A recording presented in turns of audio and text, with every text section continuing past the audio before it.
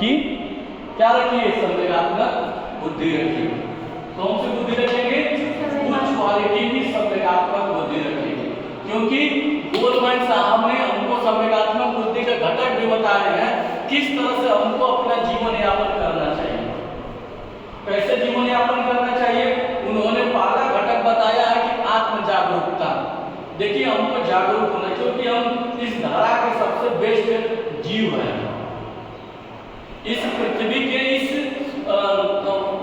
पृथ्वी के हम लोग इस यूनिवर्स के सबसे प्रिय जीव है, कहा गया है ना। तो हमको जागरूक रहना चाहिए, हमको सही और गलत का ज्ञान रहना चाहिए।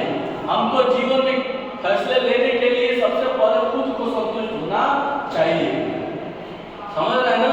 तब जा करके हम जीवन में अगले पड़ाव को पार कर सकते हैं, अगले पड़ाव पर पहुंच सकते हैं। जब जागरूक रहेंगे तब। अगर हम जागरूक नहीं है, किसी के द्वारा थोपे गए ज्ञान के द्वारा हम चलते हैं, यह जान लीजिए कि हम वहीं का वहीं पड़े रहेंगे। जिस प्रकार से हम लोग के गाँव में देखेंगे, जो हमारे घर के माता पिता पढ़े लिखे नहीं होते हैं, उन लोगों को कोई बात बता देता है तो वो उसी पर अड़िग रहते हैं। जिस प्रकार से आपको एक छोटी सी कहानी बता दे, मेरा घर बन रहा था, घर में प्लास्टर हुआ, तो जैसे क्या होता है कि प्लास्टर हुआ रहता तो किरौना कोई बड़ा होता है, रेल देता है, तो उस जगह रास्ता बन जाता है ना। तो अचानक मेरे घर में ऐसे ही गोला में बन गया। तब तक मेरी माँ को कोई बता दिया कि यही तो बात पहली चौड़िया रहल है, देवी माई प्रकट भई। और मेरी माँ को आदमी बता दिया। मेरी माँ क्या करने लगी, धार देने लगी, तमाम प्रकार का पूजा पाठ शुरू कर दी। हम मेरे पूरा घर में बिगाड़ देंगे। तब तक हम शाम को आए, देखे कंडीशन घर में ये हुआ कि देवी माई प्रकट हो गई। हम मेरे सारा चीज को लते से मार के क्या कर दिए, समाप्त कर दिए। सबके दिमाग से भ्रम क्या कर दिए, हटा दिए। नहीं तो वो घर एक घर बढ़िया घर, एक पूजा का घर बन जाता, एक देवी माई के नाम से समाप्त हो जाता, दिक्कत होती ना। तो कहने का तात्पर्य हम खुद जागरूक होना पड़ेगा, नहीं तो बहुत सारे लोग तमाम प्रकार के ज्ञान थोप देंगे, हम उसी में उलझे रहेंगे। दूसरा है आत्मनियंत्रण। देखिए आपको तुरंत गुस्सा नहीं होना चाहिए, तुरंत नाराज नहीं होना चाहिए, हमको अपनी भावनाओं पर नियंत्रण रखना चाहिए। यह हम नहीं कर रहे, कौन कर रहा है, गोलमैन साहब कर रहे हैं। गोलमैन साहब कर रहे हैं कि अपने पर नियंत्रण हमेशा रखना चाहिए। सच में अगर हम नियंत्रित में हैं, अब उदाहरण हम ले लीजिए अपने जीभ से उदाहरण ले लीजिए, यह नियंत्रित रहती है। चारों तरफ नुकीले दांत है, कोई चबाने वाला दांत है, कोई काटने वाला दांत है, कोई पीसने वाला दांत है, उसके बीच में जिह्वा रहती है, लेकिन फिर भी क्या रहती है, नियंत्रित रहती है। रहती है कि नहीं रहती है? अगर बताइए नियंत्रित नहीं रहती तो रोज जीभ हमारे दांतों से कटती कि नहीं कटती? बोलिए, हमारा जो मुंह चलता है, ओष्ठ चलता है, दंत चलते हैं, और उस दंत और ओष्ठ के बीच में जीभ भी चलती है। जीभ कितनी तेज है, कितना नियंत्रित में रहती है, हमको जीवा से सीखना चाहिए। इसलिए प्यारे बच्चों, जीवन में आगे बढ़ने के लिए हम लोगों को अपने आप में नियंत्रण रखना चाहिए। दूसरा है सामाजिक कौशल। हम समाज में रह रहे हैं, समाज बहुत बड़ा है, परिवार, परिवार से समाज, समाज से देश, राज्य।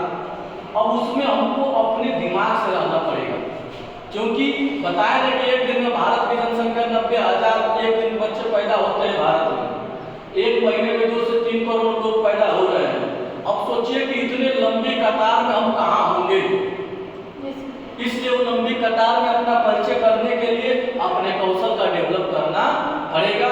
यदि हमारे पास कौशल रहेगा तो हमको जानने वाले लोग बहुत मिलेंगे। अगला है सहानुभूति। देखिए सहानुभूति सच में इंटरनल या भाग है। आप उदाहरण देख लीजिए, इंटरमीडिएट में सिंपैथेटिक चैप्टर आता है, उस चैप्टर में लेखक बीमार पड़ कवि बीमार पड़ जाता है। जब कवि बीमार पड़ता है तो एक व्यक्ति उस रास्ते से गुजरता है, एक राजा कोई व्यक्ति उस रास्ते से गुजरता है, वो करा रहा होता है, दुख से परेशान रहा होता है, उसकी आवाज वो व्यक्ति सुनता है, जाता है, ठीक है, उस रास्ते से जाता है और क्या करता है, उसको पैसा रुपए देता है कि ला दवाई करा लिया, ठीक है भैया, वो गया दवा कराया, ठीक भी हो गया, कभी क्या हो गया, ठीक हो गया।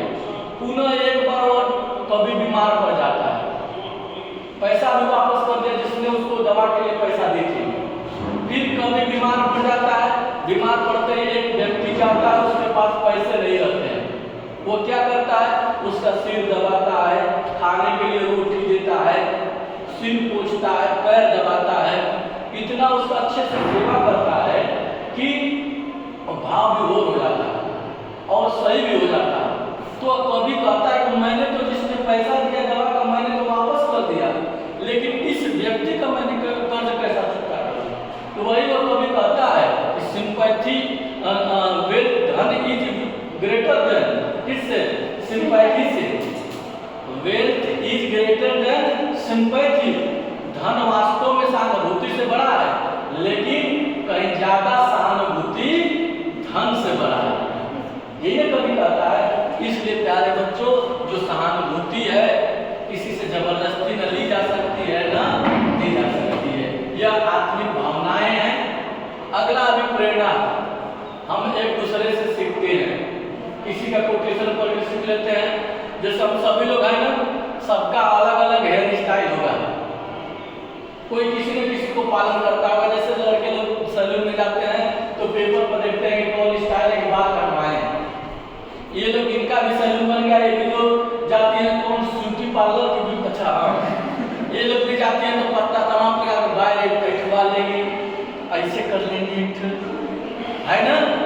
तो क्या कोई न कोई एक दूसरे से प्रेरणा लेकर के ही जीवन जीता है, ठीक ना। कोई न कोई एक दूसरे से कुछ न कुछ लेकर के जीवन यापन कर रहा है।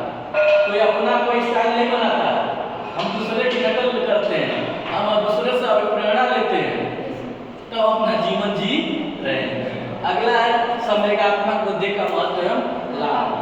हम कह सकते हैं कि जिस तरह से हम अपना विचार रखेंगे, जिस तरह से हम अपना भाव रखेंगे, उतना उतना ही हमारा महत्व है। अगर इस समाज में अगर हम किसी को हो कहेंगे, वो समाज हमको हो कहेगा। यदि हम किसी के साथ अच्छे से व्यवहार करना है, वो भी हमारे साथ अच्छा व्यवहार करेगा। इसलिए प्यारे बच्चों, हम कह सकते हैं कि यह जो जीवन मिला है बहुत शानदार मिला, बहुत अच्छा मिला है, हमको अच्छा कार्य करने के लिए मिला है। इसलिए हम अच्छे कर्म करें और हमारी पहचान हमारे कर्मों से